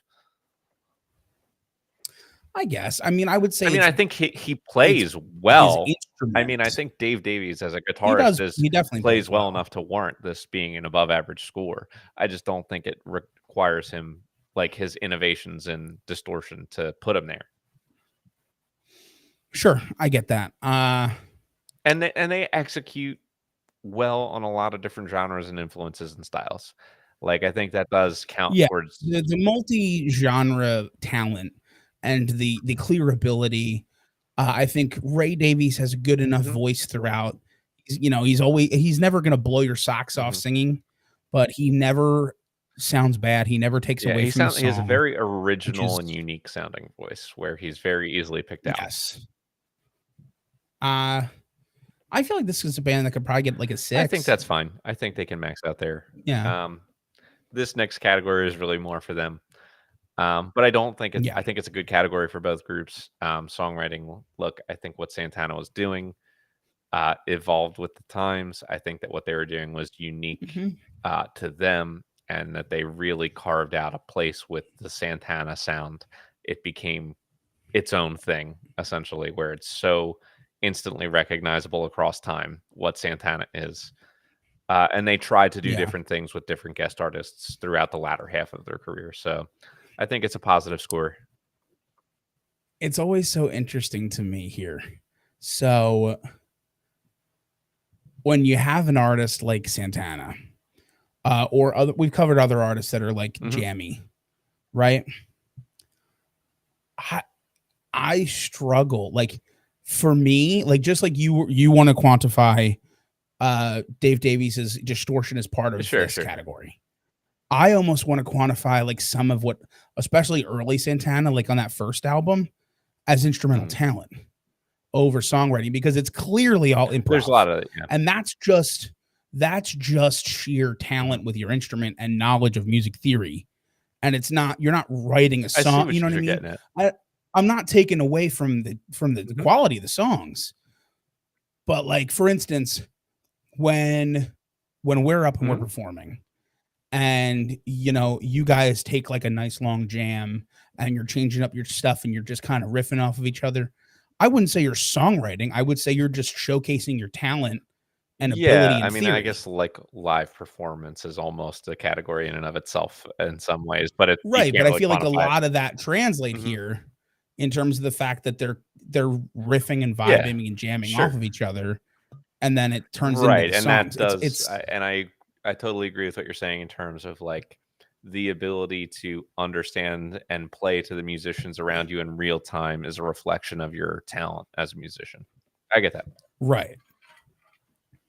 I'm just saying, like, I'm not trying to take away points from them, but I think like that's part of the reason they're in the score they're in. An instrumental talent is that ability. Sure. I mean, would you still argue them like being not in the 6s? Because I think that there's like a Oh no, 100% no.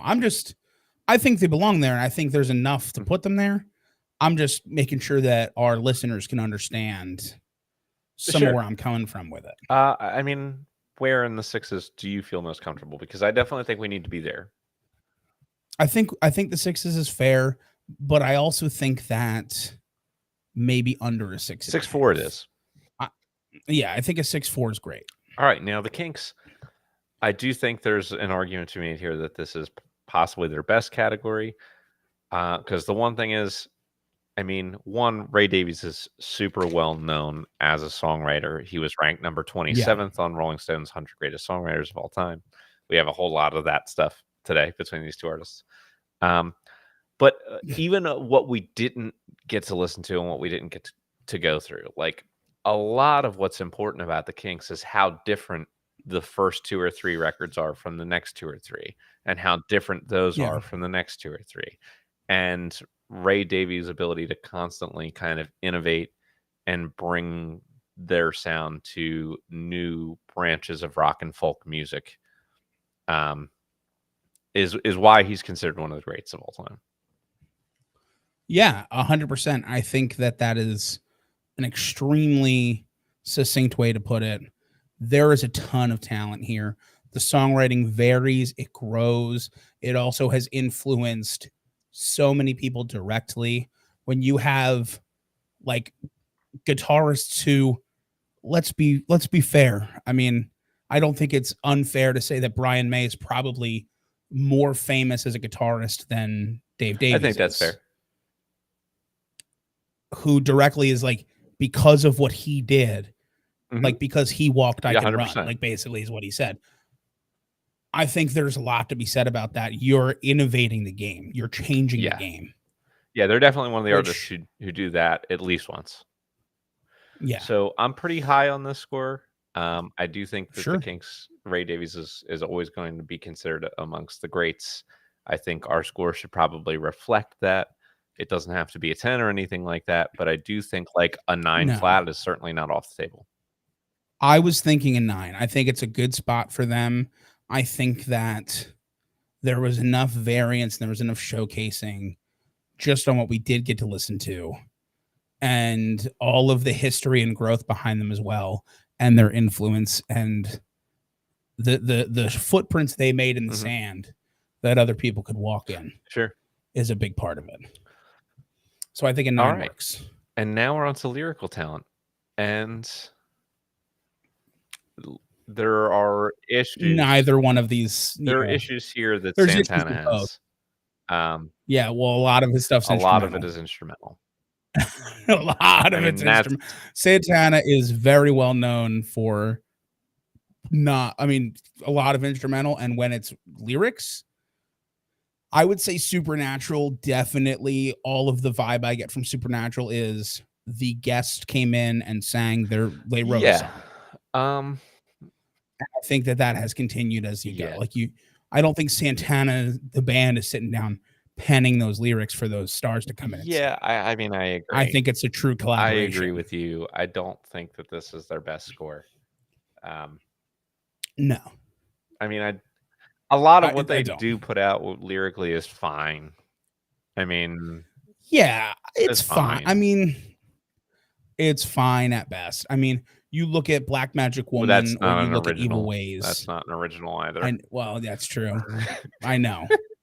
But that's what I'm saying. I'm naming some of their well-known songs that we only covered one of them, but the songs that are original, I know, are either instrumental or barely sung. Like, what does that leave it? How about I don't know. It's under 5. It's obviously. I mean, there's 26. There's 26 albums. That helps.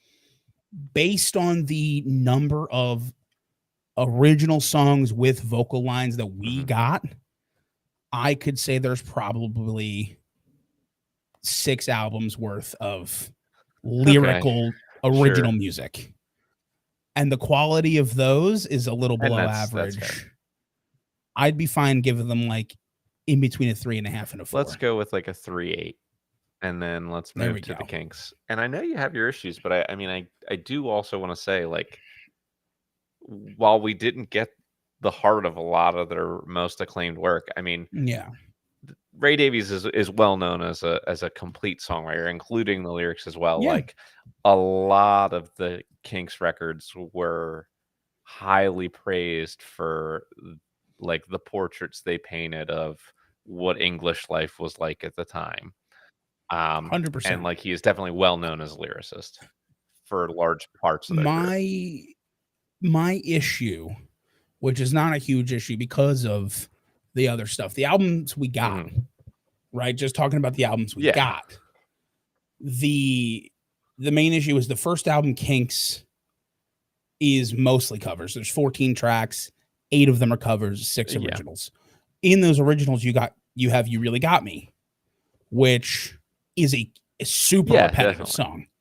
I mean, it constantly repeats itself. It basically is like a sentence and a half. For the whole 2-minute song. You don't have bad lyrics. And I do think as they grew, it became more evident that the emotion in the songs grew and grew and grew.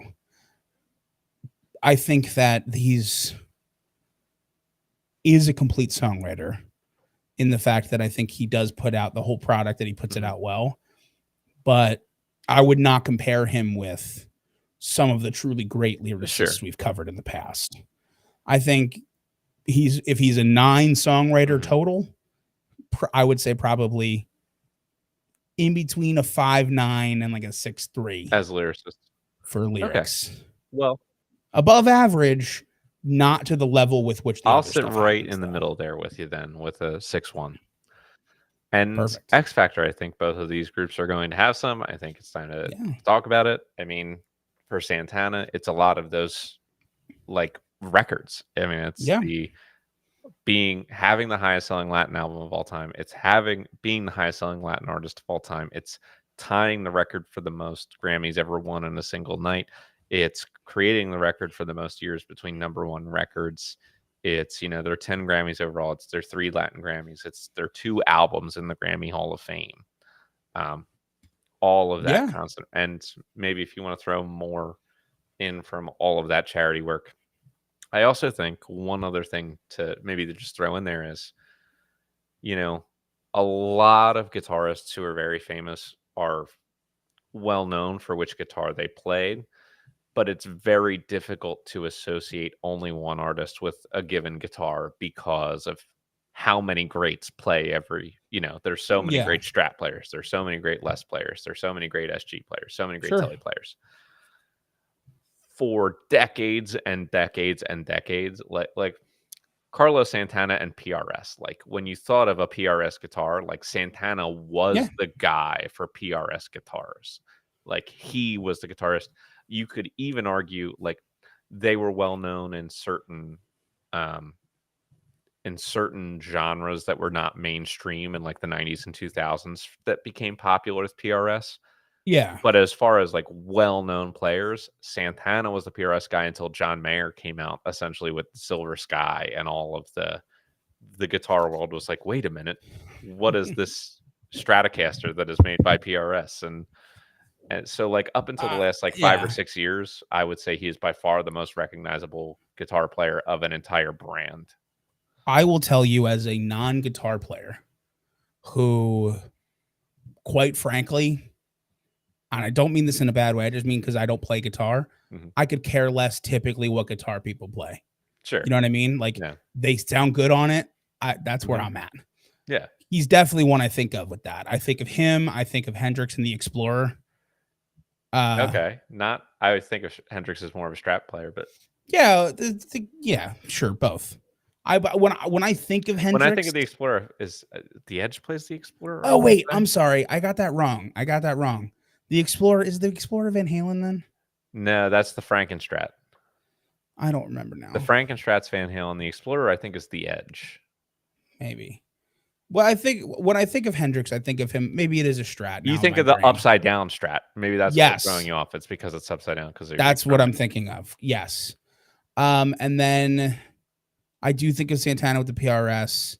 And then I think the next one for me is probably Brian Setzer with the Gretsch. The Gretsch. Okay. That's, I mean, other than that, I mean, as somebody who's not really into like that guitar world, I think guitars from a technical standpoint are amazing. I've watched countless videos on building them and what that process is and how you get a certain sound out of them and how much of it's the wood versus how much of it's just like the pickups. And the debate on that, because some people say it's all pickups and the wood doesn't matter, to the point where some people make them out of metal. It's crazy. It's a wild world. It is. But I've always been more focused on that part of it than like who's using what. Anyway, points. What does all this mean? Points. I mean, realistically for Santana, there is a ton of stuff there. Yeah, I agree. There's definitely enough there to give them a 5. Okay. I'll be honest. And I will. All of those things combined, there's enough there to give them a 5. Sure. And for the Kinks, I think we're also looking at some points here. You're definitely looking at some points. I mean, the huge sustained success, all of the high influence for them, the large publicized disorder and dysfunction for sure for years is also part of the headline for them. Yeah. Brothers who like can literally multiple reunions of the Kinks have fallen apart because the brothers hate each other. Yeah. Like Mick Avery like came out and said like they were supposed to get together from like 2011. They were going to reunite. And Mick Avery came out like 2021 and was like, oh yeah, that didn't happen. It's not going to happen because they just can't. They can barely talk to each other about it anymore, which is super sad. I know. It really is. I mean, I think there's stuff there. Yeah, there's also obviously like the Rock and Roll Hall of Fame. Right, their influence on the sound of distortion and guitar, as well as on multiple different genres of rock. Yeah, I think that they get some of those points that we give to people who push forward the Exactly. genres They of might just be music. getting like 0.2 points from like 5 or 6 different, Yeah. I rock think all genres. that coupled with the strife. I mean, this is probably not a 5, Sure. but I could see them getting like a 4 for all that stuff combined. Okay. I could see it. I mean, if you want to argue down, you could. That's kind of where I was thinking. We'd give them a bunch of points for genre and influence, some points for their tumultuous, publicized fighting that had to cancel tours and got them banned from America and all that stuff. Sure. I think there's enough juice there. All right. Well, then I have final scores for the season finale. And I will tell you that it was within a half a point. Really? It was real close. I'm actually very surprised by that. I knew both of them were doing well, but I'll tell you, for me, I enjoyed listening to the Kinks. I felt like Santana was running away with it, so that's interesting to me. Yeah, I will tell you that it was less than half a point. Both artists scored over a 41. What? So I mean, well deserved. Yeah, that's extremely high scores for us. So both artists are in the 41s, but winning this week. I mean, no mouth guitar I can do will do justice to either of these groups.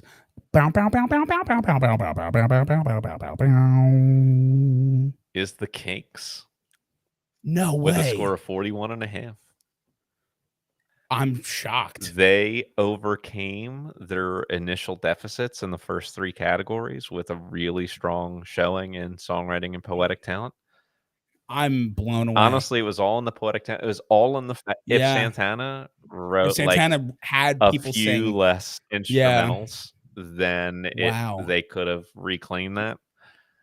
But pretty much what it came down to is that Santana is like half instrumental, and that dug into their poetic points. Hey, you know what? When you're both that great, it comes down to the little things, right? When 2 people are soaring that high, 2 groups, that's wild. Yeah. I mean, shout out to both I really groups didn't think they were going to win. I mean, we'll do our award show. I'm assuming we just found podium finishers in that category. I would imagine that we have. I'd be shocked if one or both of them wasn't on the podium, knowing what we did this season. Yeah. So, I mean, great job. I mean, a pleasure to listen to and to do the research on. And really, this whole season, I mean, I really enjoyed, talking about the new format. I agree. Right? So if you are new this season, if you have found us starting with season 6, it's for some reason, we have gone from a 3-artist to a 2-artist format, which has given us a ton more freedom to deep dive a little bit more into the artist. So the little fact blurbs that we gave out after our artists, so that was brand new this season. We had just kind of been mentioning facts as we went before, and I felt like we missed a lot at times because we had so many artistic, 9 albums to talk about, 3 separate artists to try to give their time to, and also while keeping these episodes somewhat short. We tried to get under an hour. That stopped happening immediately. Then we tried to get under an hour and a half at best, which we typically do. Exactly. This episode, I don't even know what it's going to come out as. Towards that, but we're about to finish, so I think we're good. Well, this is a finale episode anyway. It's supposed to be longer. I think for our last week's episode, probably hit in at maybe 62 minutes, right around there. We're good. Yeah, we're good. But I think it gives us so much more time to talk about the actual artists when it's head to head, and the similarities and differences. For instance, we could be talking about 2 artists who both played Woodstock, if not for an incident, 2 very similar career paths, really, coming in, influencing, making a lot of noise, being successful. Oh, we didn't even mention, by the way, crazy that we've gone this long without saying it. Greg Rowley and eventual second guitarist in this band, Neil Schoen, left Santana to form Journey. So that's also kind of a big thing that came from Santana, which is so interesting for Greg Rowley because in the first Santana album, he's the singer for the few songs that he gets to sing on, really. And it's so funny because I recognize his voice, and he's definitely a person who like has been the lead singer of 2 gigantic bands and is never thought of as the voice of either of those bands. That's like a great point. You would never think of Greg Rowley as the voice for Santana. We just mentioned there kind of isn't one. You're right. And you think of Steve Perry for Journey. Yeah. You never think of anyone else. Nope. And in fact, their current singer sounds just like Steve Perry. So you still kind of think of Steve Perry. He does amazing. He's very talented. I will tell you that. The new Yeah, I mean, I couldn't believe when they found, I mean, he's been in the band for a bunch of years at this point. But it's very interesting the fact that he is so similar to Steve Perry in vocal. Hard thing to be. Yeah, I mean, seriously, a man who's known as the voice. Definitely hard to mimic. Yeah. Well, but hey, man, that's a season. I mean, that's officially a season. We have done it. We have. Proud of us. Yeah, tune in next week if you're live. If you're not live and listening to the recordings, it's probably already up or will never be up. Who knows? But we're going to be going through our best of the rest next week, followed by our award show, where we can find out how everyone did, who was the best of the best, who was the worst of the rest, and all that fun stuff. And it'll be a great time. So thank you for tuning in, everybody. Thank you for liking, commenting, subscribing, all that fun stuff. And remember, have a great day.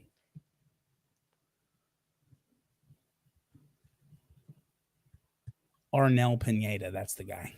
Who? That's the new lead singer of Journey. I mean, new. It's been a bunch of years at this point. I think it was 2000. It wasn't 2005. It was right around there. 2000, in between 2005 and 2008 is when he joined the band. I remember. Cool, man. That was a good episode. It was fun. I knew it would be. Yeah. All right, now I gotta pee. You've already peed. Aren't you? You need to stop drinking so much water. He didn't hear me.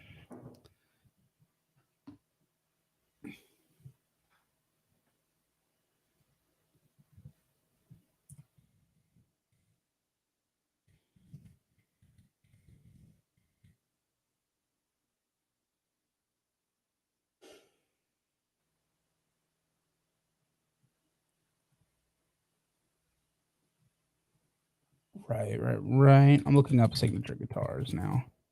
You were talking about them. He's still here. That's the one. I know. See, I know exactly what happened with that Explorer.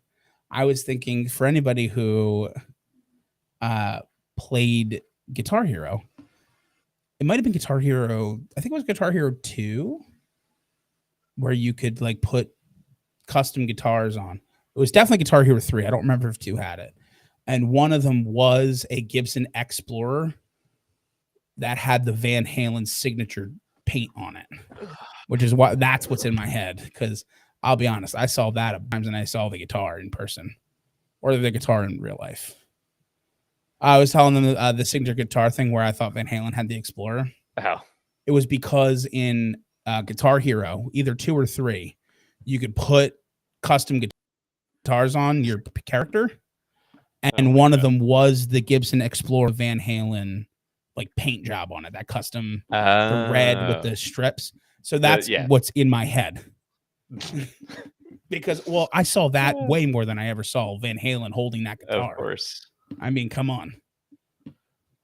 I'll be honest. I played more Guitar Hero than I watched YouTube videos of Van Halen live. Okay, fair enough. Fair enough. I mean, I own it. I'll allow it. Oh, man. Yeah, best of the rest is going to be fun. Yeah. Have you done all your listening for it yet or no? No, I haven't done any listening for it. Yeah, cool. I listen to like 5 or 6 extra albums at least between Santana and the Kinks this week, but not either of the best of the rest ones. Hey, that's fair. Just everything else that's worth listening to. I have I'm gonna hopefully get on a chunk of them. I'm gonna listen to probably 1 or 2 tonight, and then kind of a couple as we go. Because I just know when I'm in person at work next week, it's gonna be like, oh yeah, no, smart for you to hold off 6 or 7 albums a day when I'm working. I get it. See, I can't listen to, like, I can't do one thing all day. So I can't listen to music all day. Sure. So I'll switch back and forth. So I watch, or I'll listen to like an album or 2 for the podcast. Then I'll switch over and I'll listen to an actual podcast. Right. I have like a couple football ones that I listen to that are fun. And then I'll switch over to like either a show or I've been watching Real Play D&D, which I'm sure you have no idea of. Correct. But it's people playing D&D. Yeah, I mean, personalities. Sure.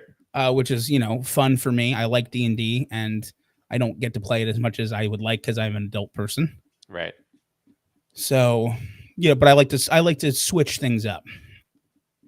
I can never, because I'll tune out one thing if it's on for too long, and then it's like I have nothing, and then I'm like, I understand, going crazy in my own mind. Anything to keep away the demons inside. Exactly. Well, I'll have to listen to one more album today at some point because I'll hit my 11:30 mark for the year. Wow. Incredible, dude. I mean, incredible. If you like, seriously, and I love music. I do. Like, I love listening to music. If you took away podcast listens, like erase them from me, I'm probably less than 100 albums. Sure. For the year. Like, yeah, I think that's most people. Yeah, well, yeah, you're a freak. I like very intentionally seek it out, and you're a freak, but I'm nowhere. I would never try to get to 1,000 albums. Right. That's not a thing. But yeah, probably 1/10 of that realistically. Yeah, because a lot of my stuff is like I'll listen to songs. Right. And like I'll it's like say every 10 songs is an album. I'm even putting that in there. Yeah. So, although if you count like Broadway, I mean, I'm counting that in Broadway, but I definitely have more Broadway than you. Yes. Guaranteed. Because are you at 0 for the year? Either 0 or like max of 2, min of 0. Is it whether you listened to Book of Mormon and Mean Girls? Correct. Yeah, I know. I know you. Those are the only 2 I would listen to in their entirety. You got to listen to Hamilton, man. Eventually. Hamilton's so good. You have to watch the Hamill film on Disney Plus, dude. Yeah. I mean, seriously, I'm telling you right now, like, it gets better if you get baked first. Well, I know, but I'm saying, like, don't think you have to like watch it sober. Oh no. Like it's somebody like Lin-Manuel Miranda, not a very good performer. He's Hamilton. Oh, really? Yeah, but he wrote the whole show. Yeah, obviously. And he is an incredible writer. Right. It makes up for the fact that he's a mediocre Hamilton. Okay. So, also he's a great rapper. It's just he, for some reason, sings a bunch. And that's not. And you shouldn't do that. Yeah. Ironically, the man publicly said that he wrote the part of Aaron Burr for himself originally before having to be Hamilton. He said he only was Hamilton because he did so many rewrites. It would have been unfair for him to make an actor learn them every night. Oh, no kidding. Like he was like literally up until the show went live, I rewrote my entire part every night. And I thought that would be unfair to make somebody do. Yeah, I mean. So. Right. Yeah, I mean, that's what he did. But if you eventually do get to see it, you'll see that Aaron Burr sings everything and is a very difficult role to sing. And I'm like, you did not write that with yourself in mind, Lynn. Don't say that. That's what he would like to be. Strong recommend though, man. Like, it's a ton of fun. It's historical. That's true. It's historical.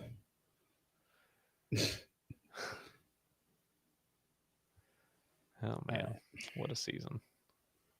What crazy, man. I can't believe we're done the season. Yeah. I'm hopeful. I think what I'm going to try to do is we're going to record the end of season stuff and the new season. I think I'm going to take like 2 weeks and not upload anything. Okay. And see if there's like, maybe that'll help at all. Because worst comes to worst, like, I'll try pulling all 16 episodes off and putting them back on again and see if that helps. It hopefully will. Right. But it's a lot of work if that's not going to help. Yeah. I was getting ready to do that. And then that one episode randomly went up. Sure. And I was like, maybe it's the start. And then nothing has gone up since. Of course. So I'm like, I'm pulling my hair out about it. Yeah. Cool. What time do you want me to be at your house? Well, what time are we planning on leaving tomorrow?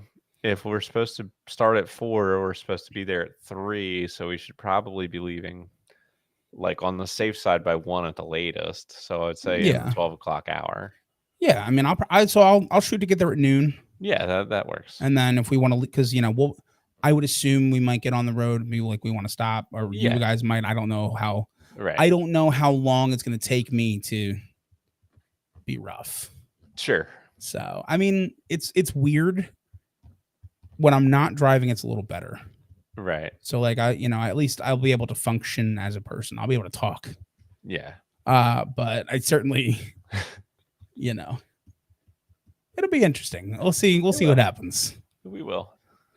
I'm not looking forward to that part. No. But me neither. It is what it is. All right. Well, I'll see you then. Cool. Yeah, man. And good luck for the rest of the week. Listen, I hope I win because we're playing each other. But I certainly hope that your team puts up numbers that you're happy with that are less than my numbers. Sure. I'm just not even going to think about it. I'm just going to enjoy this week of football. To me, it's truly the best I could do. As soon as I knew like before week 1 started that I was playing you on the same week that Herbert had a bye. And I was like, all right, well, I'll just chalk that one up that week and then hope to get him the week that I play him when Herbert doesn't have a bye. Yeah. And I'm just going to roll with that. Truly some wild times we're in. It's very interesting to me, especially in Jared's league. I only played DJ Moore because Keenan Allen's on bye in that league. Oh, yeah. Like, he would not have been in my lineup. Keenan Allen has been on fire. He's been incredible this year. Yeah. I have him and Tyreek Hill. So, like, DJ's been on my bench. Understandable. But, like, he's going to have to be in my flex now. I mean, my God. He's earned it. That he has. All right. Okay. Go live your dreams. I'm going to go start. You too. Getting ready for the show? No shit, getting ready. Yes, I have to go. Okay. I'll talk to you later. Hey, anybody who's still around, thanks for hanging out. It's been a pleasure as always. And we'll see you next week. Bye.